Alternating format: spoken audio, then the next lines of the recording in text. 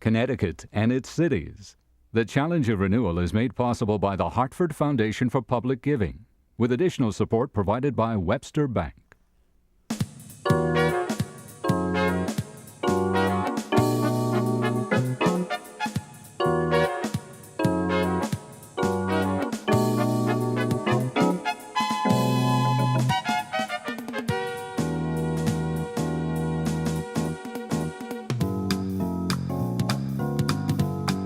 Over the course of 3 centuries, Connecticut cities grew from small centers of commerce to thriving concentrations of manufacturing, turning out everything from hats and hardware to aircraft and submarines. People came from all over the world to live and work in those cities. They developed great wealth and diverse cultures. In the second half of the 20th century, however, industry began to abandon Connecticut cities, gradually undermining their economic base. By the early 1990s, Bridgeport, Hartford, and New Haven were listed among the country's 10 poorest cities, and Bridgeport's 1991 filing for bankruptcy became a national symbol of urban decay. Jobs vanished while many companies and residents fled. The city's tax base shrank, leading to high taxes and poor services.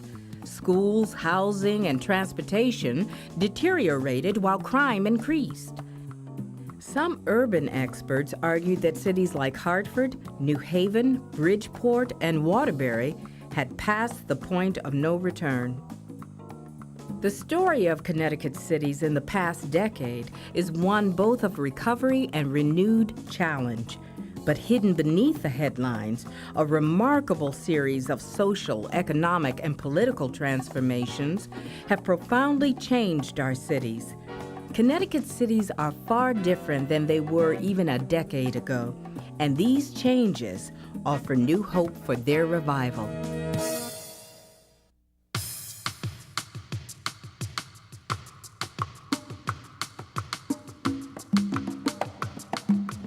During the 1990s, the population of Connecticut cities was changing rapidly. Immigration reached levels not seen for a century, and immigrants from around the world changed the face of our state's cities. No longer were Connecticut cities primarily Black, white, and Puerto Rican.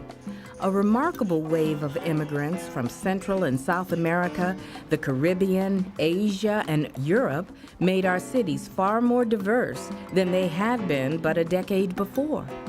These new immigrants made Connecticut cities, in many ways, resemble the multi-ethnic communities of a century earlier. Within the last 12 to 15 years, a large influx of people from Central and South America and from Brazil have come into the Danbury area. When I came here 6 years ago, Brazilians were not a big community as it is today. And those people that come, they have a college degree. That's why I guess the business is blooming so much. Those people, they have a knowledge. Today we have about 25 business on Danbury, owned by Brazilians. Just has a lot of Brazilians because everybody's liking Danbury. Has had a lot of community in here. Everybody together. I'm putting one restaurant. Everybody come into my restaurant. Danbury's diversity has always been considered a strength by most people. I believe the school system records somewhere in the neighborhood of 45 different primary languages spoken by families of children in the school system. I'm a senior at Danbury High. Danbury High is a very diverse school.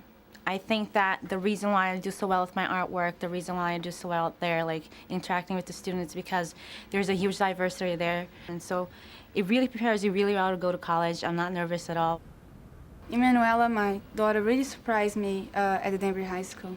Porque eu tinha preocupação que a Danbury High School seria muro entre a família e Emanuela. I was afraid that the school would become some sort of war between the family and Emanuela. I'm very into the American culture because I think I picked the best of both worlds and just mix them up.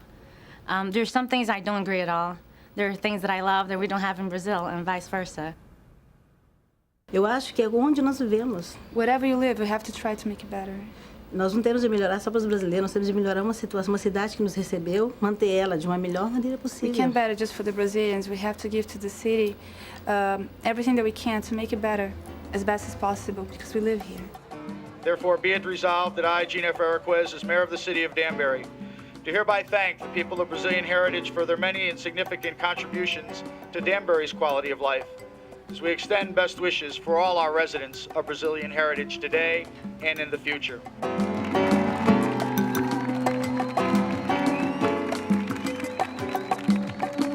Danburyans pretty much acknowledge the Brazilian immigration as a very positive thing because they're not just there to be workers and manual workers, manual laborers. They wanted to add, they wanted to be business owners and to be contributors and volunteers in the community. And that's what we need to keep our quality of life so high. Just as Brazilians came to Danbury, so Peruvians came to Hartford. I came here in the United States way back in '61 from Peru. There were about between 200 and 300 Peruvians at that time here. Today, the population has grown so much in Connecticut of the Peruvian community. We are 35 and 40,000 strong right now. As a matter of fact, we have one state representative out of Bridgeport, Mr. Reynoso. He's our first Peruvian representative in Connecticut. In Hartford, Peruvian immigrants organized the Peruvian American Soccer League, but they were joined by soccer players from so many countries that they renamed it Hartford's World Soccer League. We got kids from Argentina, Chile, Bolivia, Brazil, Peru, Colombia. We got kids from Europe, Bosnia, Czechoslovakia, Russian kids, German kids. That's why we decided to call it the World Soccer League instead of being identified as just one ethnic group. Sometimes we have like some American guys, some Spanish people, and Jamaican people.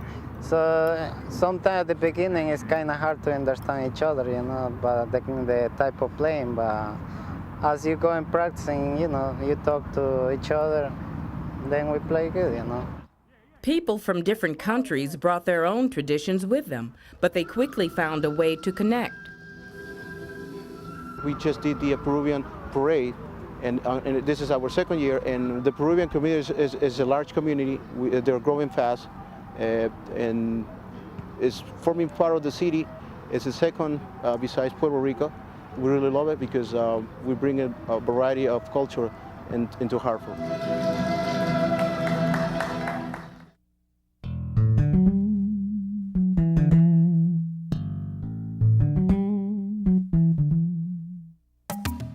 The industrial era that made Connecticut cities centers of production and Hartford, America's richest city, has come to an end. The loss of industry in the late 20th century made jobs a critical issue for Connecticut cities. After years of high urban unemployment, the economic boom of the late 1990s cut unemployment rates in half in cities like Hartford, New Haven, Bridgeport, and Waterbury to about 3.5%. But though there were more jobs, the types of jobs were changing. Yes. Karika's Travel, can I help you? Sure. Over the 1990s, despite the very strong economy, that it sort of hid the fact that we had a very fundamental change in the type of job we had in the state, where we lost tens of thousands of manufacturing jobs, and we, in a way, replaced them with tens of thousands of service jobs. And manufacturing jobs were very good jobs that people with not very strong educations could hold, paid quite well, very good benefits for the employee and the dependent children.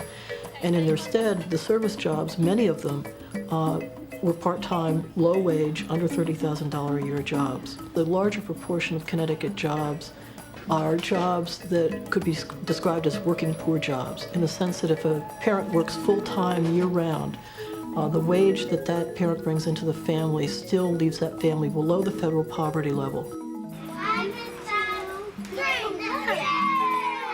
We now have about 70,000 more children living in poverty in the state of Connecticut than we did in the late 1980s.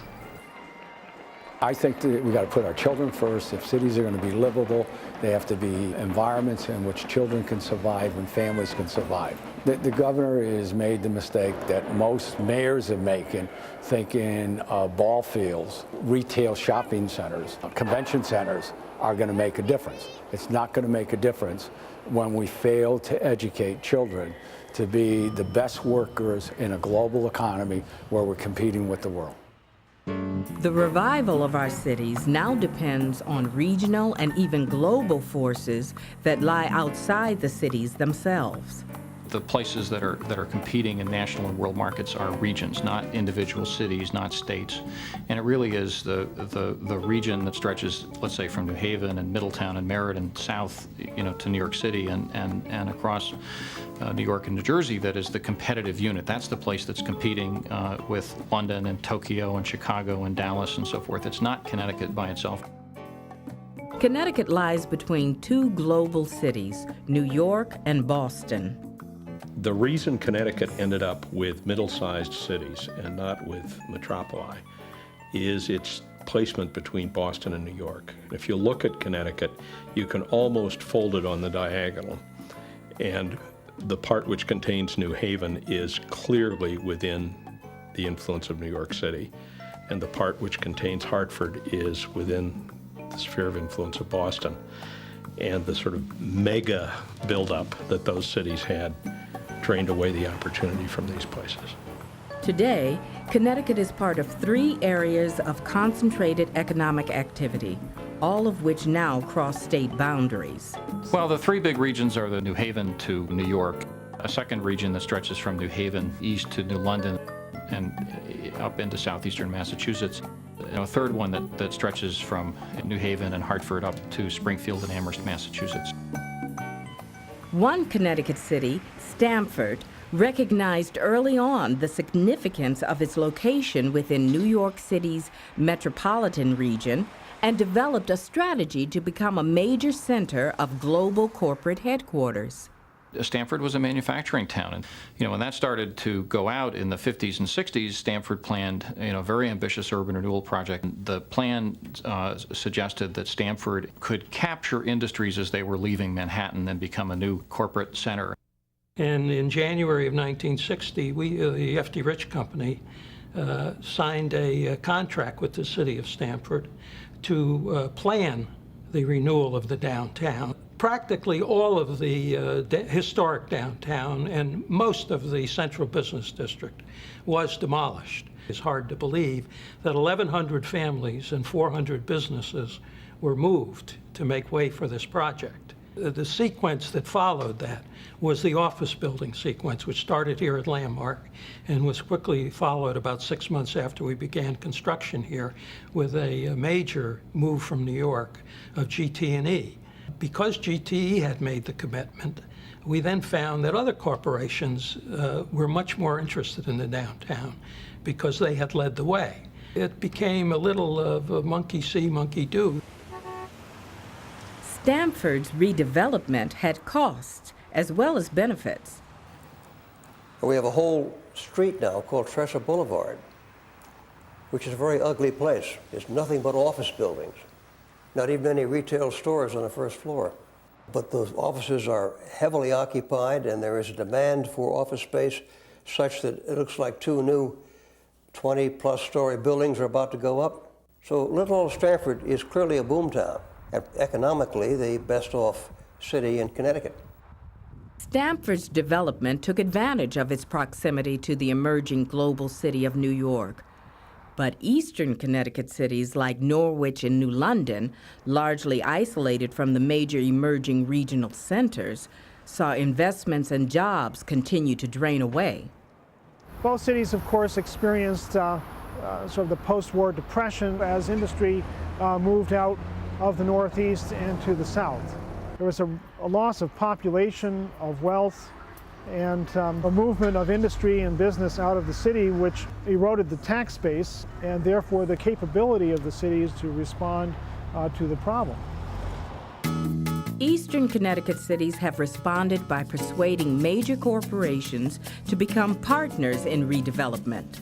In approximately 1998, the New London Development Corporation, working with Pfizer in the state of Connecticut, started working on the idea of Pfizer moving their global development center over to New London. And that's a $250 million project, and nothing of its kind had been built in New London ever, probably. New London's urban redevelopment evoked considerable resistance because it used the power of eminent domain to level existing homes and neighborhoods.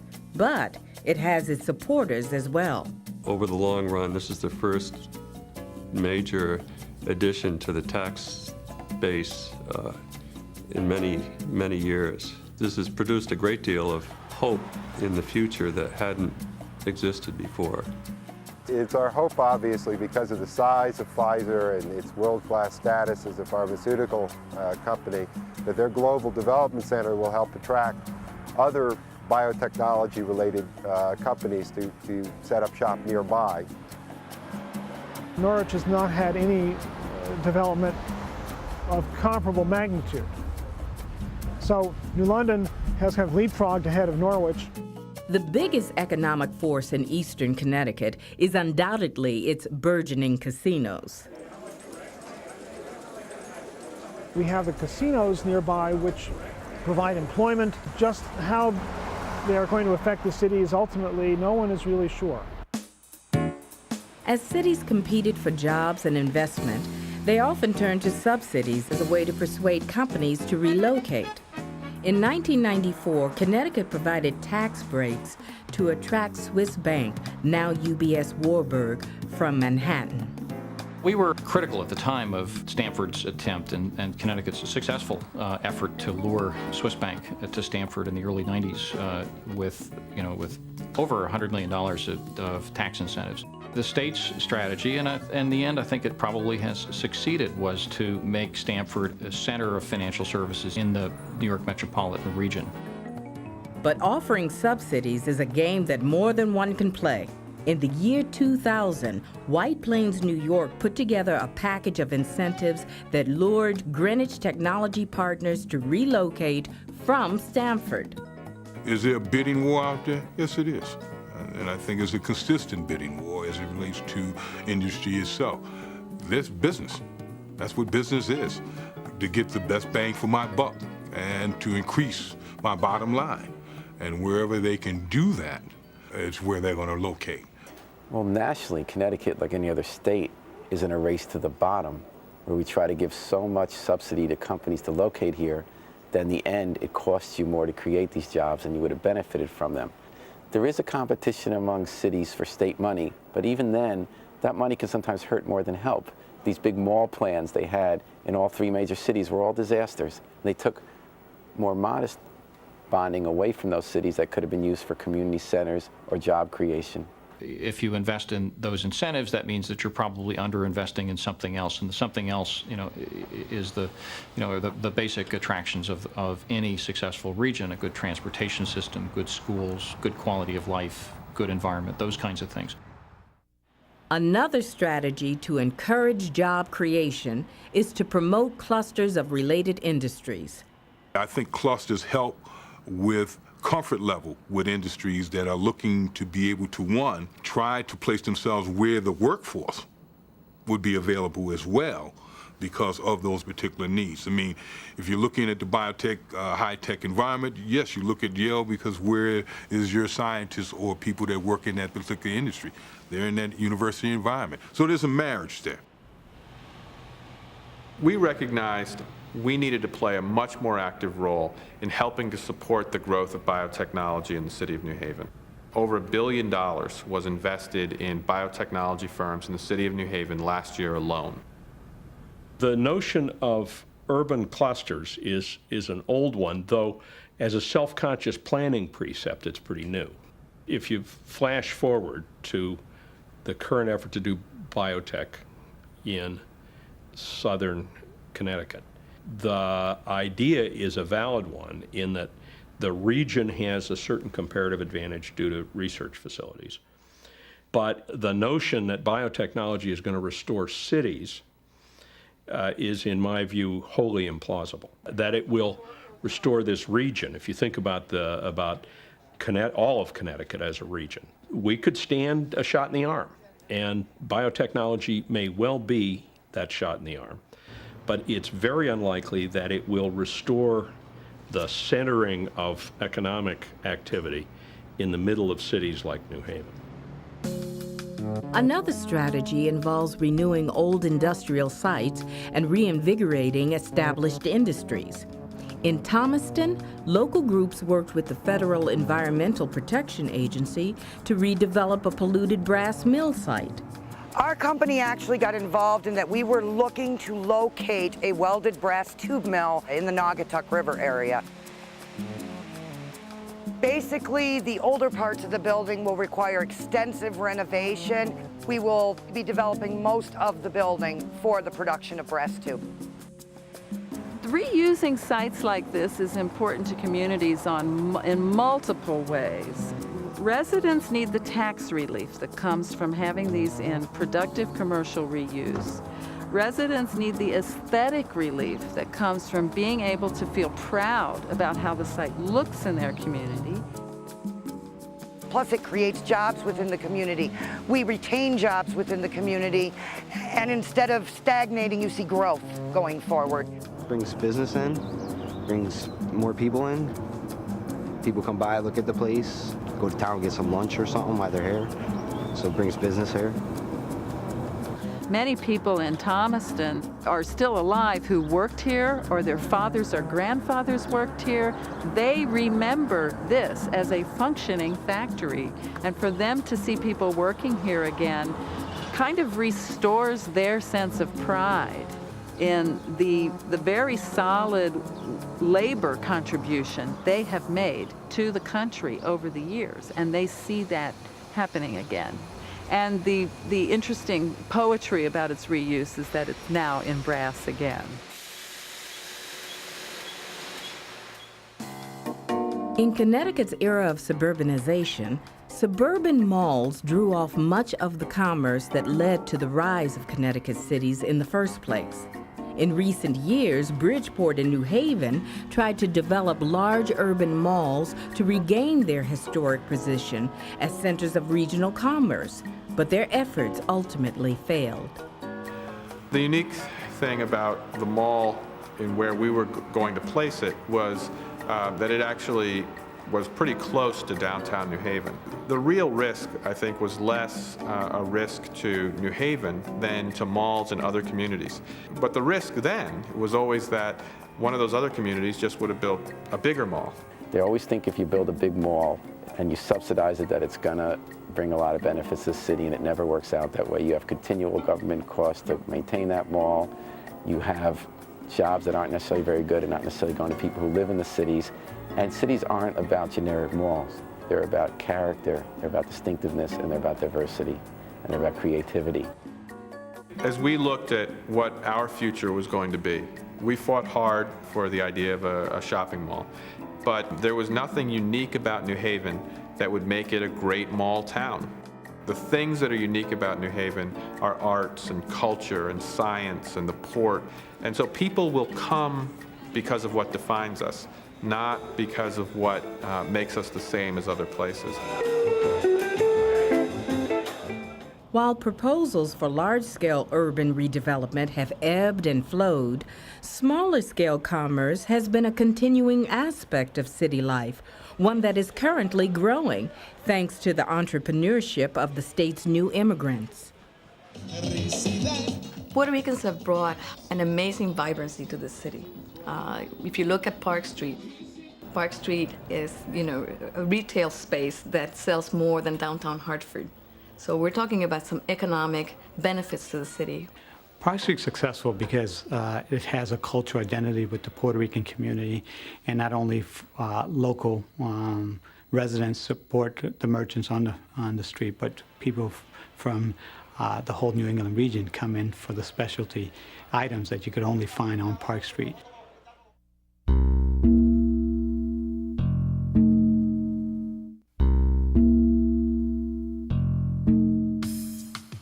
Connecticut cities and the suburban towns that surround them have a long and problematic relationship. Resolving the relation between cities and suburbs is critical to addressing the problems of both. The idea that you can live in one unconnected to the other is a false thing, particularly in Connecticut where the cities and towns are so small. Study after study has shown that whether it's income levels or any economic measure you want to use, suburb and center city track together. They track up together or they track down together. You can't be a suburb of nowhere. There is a commonality of purpose between New Haven and the inner ring suburbs because the urban issues in terms of neighborhood deterioration, in terms of police-community relations, in terms of education, in terms of interracial dialogue and dealing with diversity issues, all of these are issues that particularly West Haven, New Haven, and Hamden have in common. But not everyone accepts that commonality.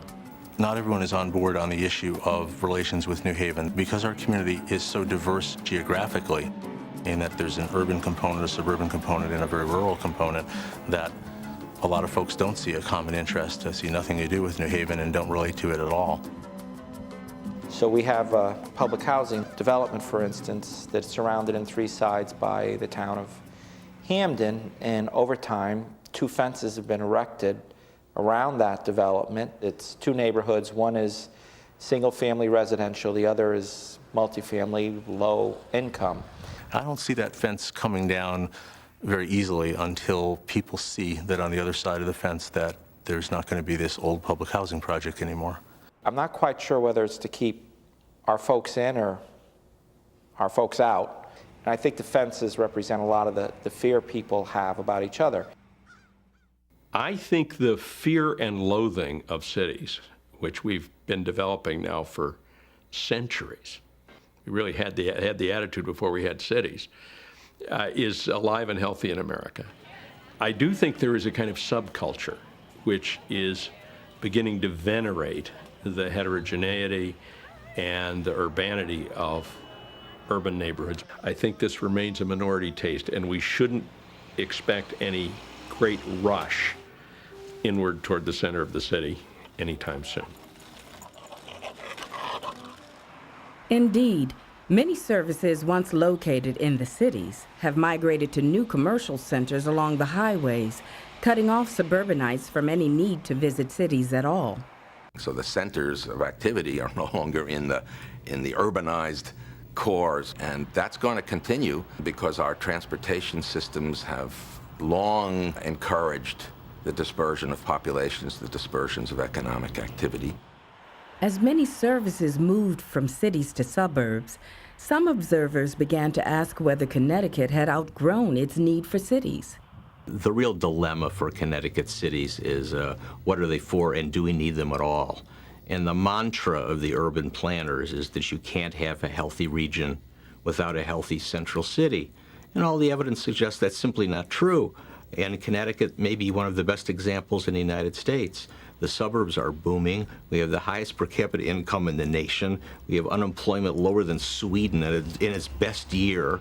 And yet we have inner cities and cities in general that are struggling, that are not terribly attractive, that are not terribly successful. Can you have a successful region without successful cities? Well, obviously, yes, you can. But others insist that thriving cities are essential to the future of our state.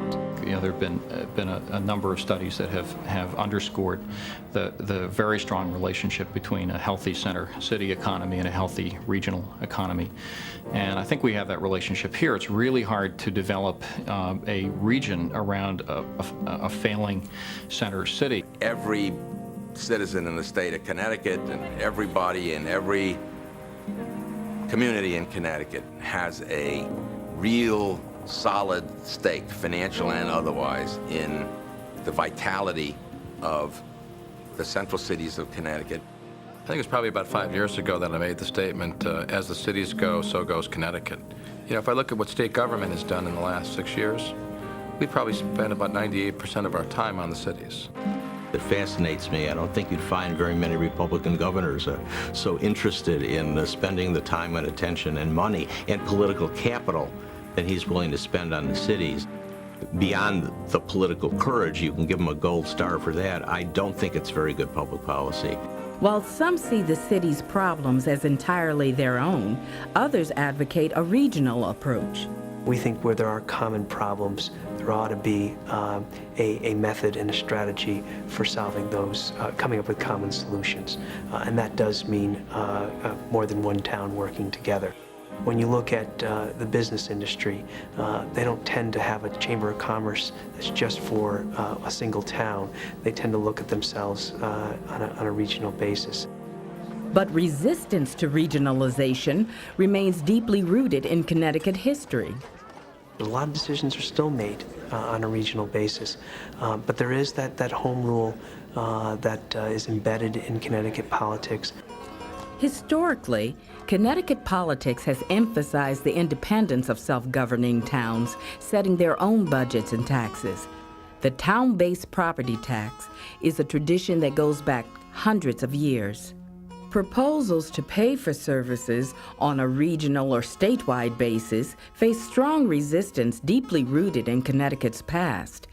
Yet, some argue that finding new ways to meet public responsibilities is essential. The fairest form of government and taxation is a form that distributes the burden upon all of the people, proportionate to what they can afford, and it doesn't work out exactly that way now because the central cities do not have the resources to meet the needs of their population because they are forced to rely so heavily upon a property tax which only can be levied within the geographical boundaries of that municipality. The amount of property taxes that can be raised in a town or a city has absolutely nothing to do with what the needs for government money are in those communities. So the solution, in a certain sense, is very simple. It's to rely more heavily on the other broad-based taxes that we have in Connecticut, like the personal income tax, like the corporate income tax, like the sales tax. Connecticut has huge resources, and those resources have not been brought adequately to bear on the problems of our central cities or upon the problems of our suburban and rural communities. Connecticut's State Plan for Conservation and Development seeks to concentrate economic development in urban areas. The reasons are to create jobs in cities, to protect suburban and rural areas from sprawl, and to avoid duplicating in the suburbs what has already been built in the cities. If I could reduce our vision of our conservation and development plan to a map, we have essentially 8 classifications in the state of Connecticut. The green areas are those that we feel deserve the highest environmental protection the state can offer. There are other areas that, on the other extreme, would be red, are generally our urban areas, and we feel that any type of growth that's occurring in the state of Connecticut ought to occur in those areas. That's where we should be investing some of our dollars for our growth. Without having this kind of map to guide planful investments, what will end up happening is that Connecticut will urbanize overall, and that you won't have your environmental interests protected. Some of the social and cultural interests of the state are protected, that sprawl will occur and continue to occur. Will the state's economic hard times make such urban investments more difficult? I think one of the challenges that we have at this point is that we've, as a state, flipped from having a multi-million-dollar budget surplus to a multi-million-dollar budget deficit. And the risk is that we will make decisions that will cut back on our investments in our cities, cut back on our investments in urban education, cut back on our investments in health and mental health. Ironically, I see no proposals to cut back on building sports stadiums and the like.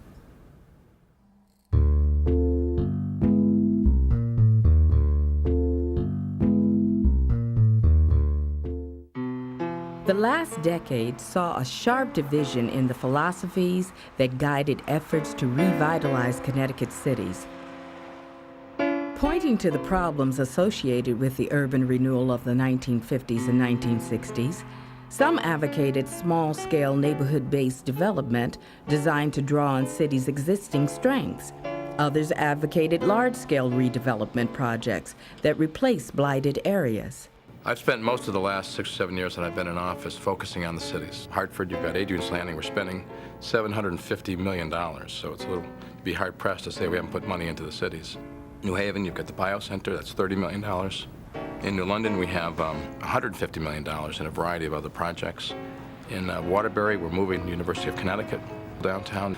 Stamford, we moved University of Connecticut down. In Bridgeport, we've basically bailed them out 2 or 3 different times in the last 10 years, so we've been pretty supportive. Hartford has seen some wonderful days. The times have changed. Adrian's Landing, which will bring a convention center, hotel, a science center type of an attraction, waterfront redevelopment, arts development, history development, entertainment development. These will be the things that will turn it into, you know, something even better than a Providence, for example. It's important when you're trying to change a particular place to have a large-scale development. Little bits of things don't do it. One of the things that made Stamford so successful is it was very large-scale and you know, allowed for so many different uses. And so I think large-scale is important. Critics see such projects as an unfortunate return to the urban renewal of the past. I think there were a series of things that were wrong with urban renewal, with the fundamental notion that you could come in and flatten large areas of a city and then reinvent them out of whole cloth, I think was probably a mistake. And you know, we continue to make these mistakes when you look at the kinds of solutions, the kinds of investments that have been proposed for Bridgeport and Waterbury and New Haven. It's still these large-scale, you know, mega projects. You know, a mall in New Haven, Adrian's Landing in Hartford, and so forth. You know, the notion is that the big solution drops out of the sky and fixes the problem, and we've learned that that's not the way to go. That it's the more organic, kind of bottom-up solutions that are more likely to succeed. Such bottom-up solutions are being tried all over the state. Waterbury is a city of neighborhoods. The Walnut Orange Walsh Neighborhood Association was designated an NRZ, a neighborhood revitalization zone. And they have created a plan to build housing, to rehab housing, to build a learning center in their neighborhood. They're doing that in partnership with the Neighborhood Housing Services. We work in the inner city neighborhoods to assist the residents in revitalizing their neighborhoods. That's our mission. We felt this neighborhood was very important. It's just north of the new mall and Commons and the new Time Expo Museum, which brings many new tourists and visitors into the city. We're just trying to bring back the neighborhood. It has calmed down tremendously over the last 3 years. If you would ask me that question 3 years ago, this was rough. We began then to focus on the WOW neighborhood, had strategic planning meetings with the stakeholders, residents, and anyone who had an interest in the neighborhood. Meeting after meeting, developed a strategic plan, presented it to the Board of Aldermen. It was approved and became part of the city plan of development. So behind me there will be constructed 3 new single-family homes. We'll do another 3 on a site, so there'll be a whole little new neighborhood created. We had over 100 people, residents and property owners and store owners who developed that plan. So, you know, it came from the shareholders. It wasn't something dictated from the city of Waterbury. And then we got money from the state of Connecticut. This is the first government investment, city, state, or federal, in this community in over 50 years. And I have often maintained that if your local government or your state government won't invest in your community, why should an outside investor? They have looked at the assets of their neighborhood, and they are building on those assets. For example, they have several streets of row houses that were built by Scoville Manufacturing during the First World War when there was a housing shortage, and they've just gotten them placed on the National Register. The historic restoration of the Scoville homes is going to get these folks involved, especially the ones that own them, so it's going to have a positive effect. There's, I believe, 2,500 children in this neighborhood alone between the ages of 0 to 18. And there's no meeting place, absolutely no park, nothing for these children. And so they recommended to start with a community learning center. It gives people hope that they can do something with their lives. You know, they don't have to lead a life of crime, or, you know, that they can be anything they want to be. Norwich, on the opposite side of the state, provides another example of such small-scale development. A few years ago, the city of Norwich was tearing down vacant houses because they were blighted and it looked bad to have vacant houses. Now they have started to market those vacant houses to prospective homeowners who put in their own work and sweat equity and are restoring them to livability, putting them back on the tax rolls and providing, more housing for people. The Urban Homestead program started in 1998 after we were receiving several properties through tax foreclosure. The option of whether to demolish the buildings or give them to somebody to fix them up seemed attractive. Both the city saves money in the demolition costs, but more importantly, we preserve our historic architecture and we return properties to the tax rolls. When the person has completed their work on their house, which, as I say, generally is about a year, the deed is turned over for $1. Well, it's nice because we're trying to bring the neighborhood back also. The neighborhood has had fallen on some hard times, though I've lived in this neighborhood for 27 years. Him living here is helping out the community and helping him. It's a good opportunity for a young person. It's a accomplishment in life to own a house and to be on your own. It's something that you own, that you work for, and you just feel good about yourself. Attempts in the 90s by several urban colleges and universities to stabilize their surrounding neighborhoods brought benefits to both. In Hartford, Trinity College's Learning Corridor had a dramatic effect on the city's hard-pressed Frog Hollow neighborhood. The college at the time was struggling with being a good college in a tough neighborhood, and the neighborhood trends were defining the kind of students that would even consider Trinity. So out of self-interest and a need to survive, Trinity began struggling with what to do with the neighborhood. We had a lot of church meetings, a lot of community meetings. Initially we started with 5 nonprofit partners here in our neighborhood. They put up $10 million. Then we went to the state, had another $90 million, and the dream got started. The Learning Corridor is a 20-acre campus with 4 school programs spanning kindergarten to 12th grade. It has a Montessori school, a magnet middle school, and 2 high school academies, one for math and science and the other for the performing arts. It also has retail space and a performance theater. We're receiving students from 42 districts, so it's a multifaceted project that will impact the education of kids in this neighborhood, but also throughout the region. We must keep in mind that the project is part of community, and not only does it have to benefit communities, it has to actually be ingrained in the fabric of community. So while we'll see large projects like Adrian's Landing that are going to have regional impact and really redefine the central business district, we also need to have small-scale projects of the size of the Learning Corps where we could have schools that fit into neighborhoods, where we could have job centers and Boys and Girls Clubs and Girl Scout headquarters that are all part of the fabric of a neighborhood that makes the neighborhood more successful. Another area where Connecticut cities are experimenting with small-scale solutions is in the reduction of crime. Virtually from the first, Connecticut cities have been viewed as centers of crime, and the fear of crime has been one of the principal forces driving residents and businesses out of the cities. Well, Connecticut, like the nation, started experiencing an increase in crime in the late 1960s. And it reached a peak of about 1971. Since about 1990, both nationally and in Connecticut, there has been a dramatic decrease in the amount of crime. The suburban communities experience about twice the amount of crime that a rural community experiences. And a suburban community perhaps would experience 25% less crime than in the central city. Many urban centers are looking to community policing as one of the ways to make cities safer places to live. New Haven was one of the very first to implement a community policing philosophy.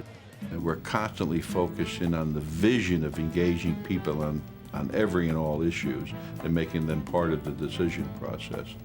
We hired in a different way. We did outreach to the community. We wanted our police department to project the diversity of its city. And we all came together, and we were able to launch a very sophisticated community policing philosophy where we got to know people in the community, and they got to know us on a first-name basis. Community policing was the best thing that ever happened. For the simple reason they're here all the time. They're in the community every single day. They get to know the people. For one thing, they get to know the people they can trust, and they can get to know the people that are the ones that are creating the problems.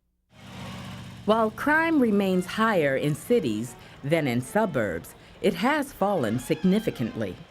We've been doing this for more than a decade, and it's paid off in a big, big way. It's made New Haven a city that's certainly safer, friendlier, and a place where thousands come to our green to watch and enjoy concerts.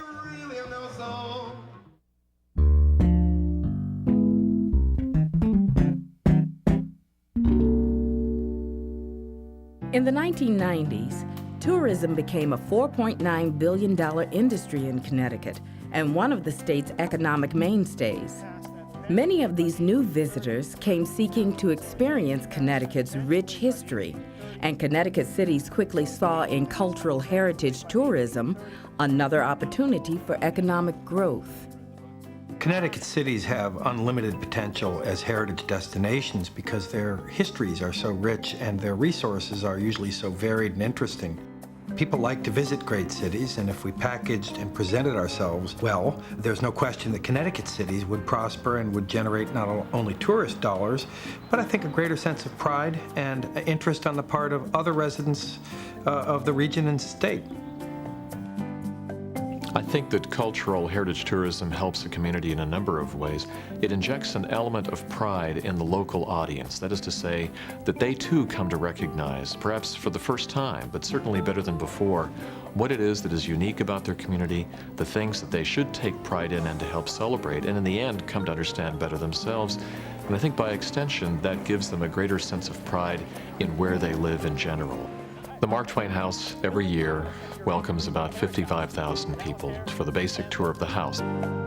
Good morning and welcome to the Mark Twain House. It's the home of Samuel Langhorne Clemens, one of the most famous authors in American history. Our visitors, about 70% of them come from outside of the greater Hartford area, and last year we had visitors from over 70 different nations. The Twain House did an economic impact survey, and at that time we recognized that we have a direct and indirect impact upon the local economy to the tune of about $7 to $10 million. And I think that a smart and strong exploitation of the assets that cities already have can lead to great economic regeneration, especially in downtowns and old main strips, and can provide jobs, ancillary financial impact, and very often very strong impact on local restaurants and shops nearby, and to create destinations that are truly unique. The arts have also emerged as a force for reinventing Connecticut cities. Bridgeport is just a perfect place for an arts-based project. This building is ideally located in the center of downtown to be a catalyst for further urban revitalization. And this will be a thriving community of 63 artists and their families with a large public gallery, retail space on the ground floor, and an arts education center on the lower level. We're very, very proud supporters of the project. It's one of the largest grants we've ever given in our entire history. And we're excited about it because bringing residents into a downtown area like Bridgeport really, I think, has demonstrated to reinvigorate a community in ways that no other single project can. An artist community is 24 hours a day. They live here, they work here, they attract arts patrons, art students, other artists. So this will be a thriving community day and night that will then help change the perception of downtown, make it feel safer, more attractive, more interesting to others. It helps society think, you know.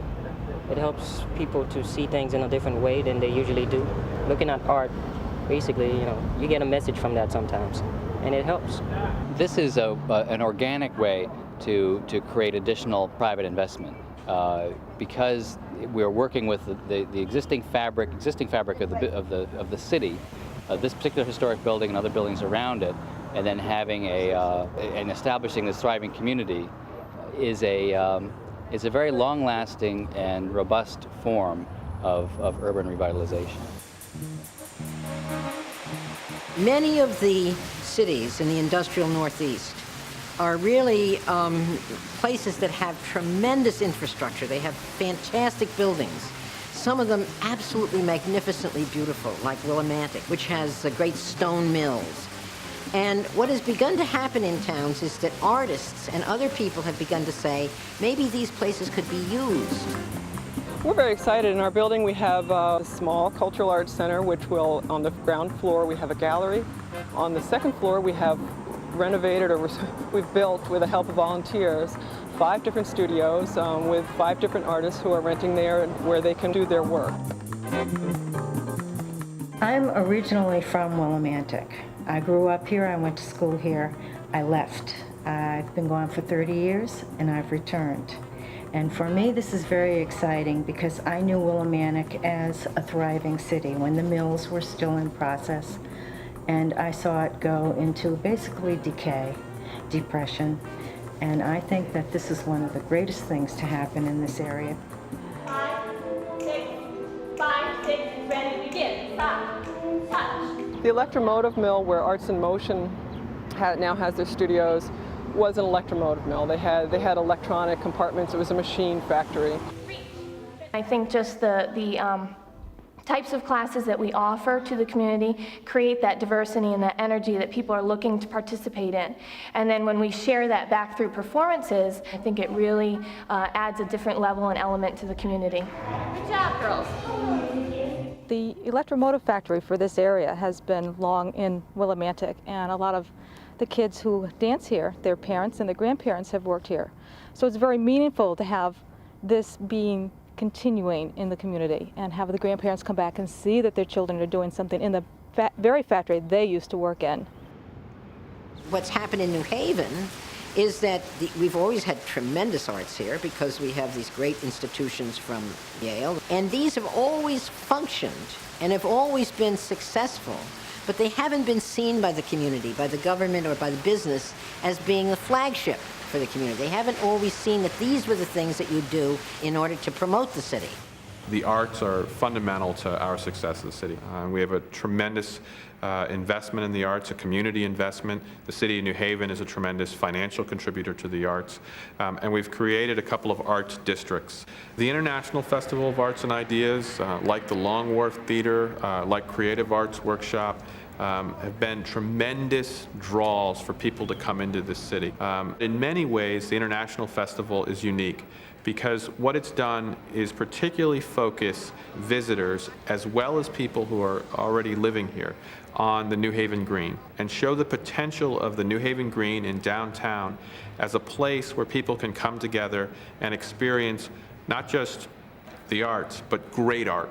Everything from the Metropolitan Opera to Ray Charles have performed on the New Haven Green to crowds of between 20 and 30,000 people. And we know that when people come to those things and they have a good time and they go out afterwards and they go to a club or they go to a restaurant, that those are the memories that will bring them back. Since cities first emerged in Connecticut 2.5 centuries ago, they have changed and changed again. They have been centers of vitality and objects of concern, places of affluence, diversity, and culture, and pockets of dire poverty and despair. Their story is one of repeated cycles of decline and renewal, renewal and decline. Yet even in their darkest moments, they've manifested a will to survive. As we enter the 21st century, the era of the industrial city as we knew it is clearly over. Emerging is a dramatically new Connecticut city, one strikingly more diverse in population and economic base.